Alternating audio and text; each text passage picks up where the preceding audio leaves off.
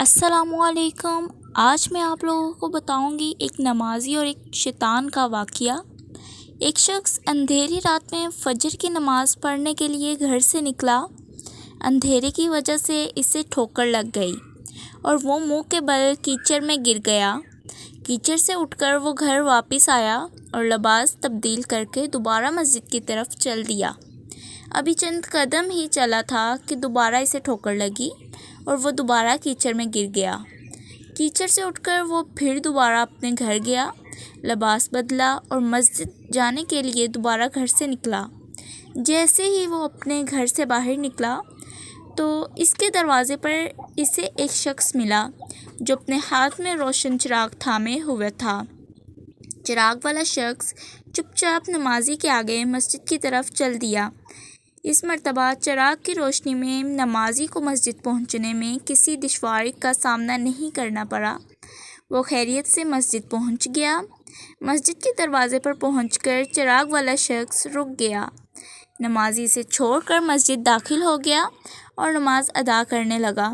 نماز سے فارغ ہو کر وہ مسجد کے باہر آیا تو وہ چراغ والا شخص اس کا انتظار کر رہا تھا تاکہ اس نمازی کو چراغ کی روشنی میں گھر چھوڑ آئے۔ جب نمازی گھر پہنچ گیا تو نمازی نے اجنبی شخص سے پوچھا، آپ کون ہیں؟ اجنبی بولا، سچ بتاؤں تو میں ابلیس ہوں۔ نمازی کی تو حیرت کی انتہا نہ رہی۔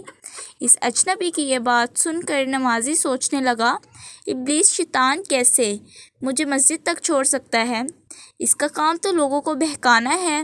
تو اس شخص نے بڑی حیرت کے ساتھ ابلیس سے پوچھا، تجھے تو میری نماز رہ جانے پہ خوش ہونا چاہیے تھا، لیکن تم تو مجھے چراغ کی روشنی میں مسجد تک چھوڑنے آئے۔ ابلیس نے جواب دیا، جب پہلی بار تمہیں ٹھوکر لگی اور تم لباس تبدیل کر کے مسجد کی طرف پلٹے تو اللہ تعالیٰ نے تیرے سارے گناہ معاف فرما دیے۔ جب تمہیں دوسری ٹھوکر لگی تو اللہ تعالیٰ نے تمہارے پورے خاندان کو بخش دیا، جس پر مجھے فکر ہوئی کہ اگر تمہیں ٹھوکر لگی تو اللہ تعالیٰ کہیں تمہارے سارے اس عمل کی بدولت تمہارے سارے گاؤں والوں کی مغفرت نہ فرما دیں۔ اس لیے میں چراغ لے کر آیا ہوں کہ تم بغیر گرے مسجد تک پہنچ جاؤ۔